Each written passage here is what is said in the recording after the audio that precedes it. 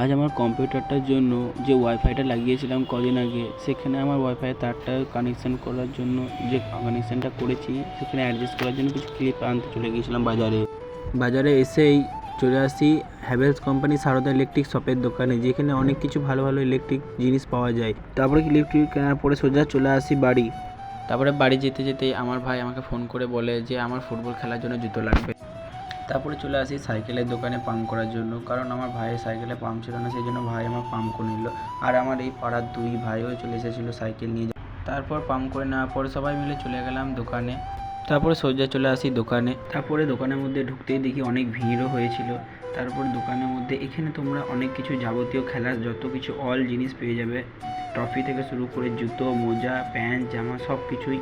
তারপরে সেখান থেকে একটা খেলার জুতো খুব সুন্দর পছন্দও হয়েছিল আমার, কিন্তু আমার কাছে একটা অলরেডি জুতো ছিল, সেই জন্য আমি আর জুতোই নিলাম না। তারপরে আমার ভাই জুতো চয়েস করে নেওয়ার পর কিছু জার্সি দেওয়া দরকার ছিল, সেই জন্য জার্সিও দেখে নিল। তারপরে সব কিছু নিয়ে নেওয়ার পরে খুব জল তেষ্টাও পেয়েছিল, সেই জন্য জল খেয়ে নিলাম। আর আজকে মিনি ব্লগ এখানেই শেষ করলাম।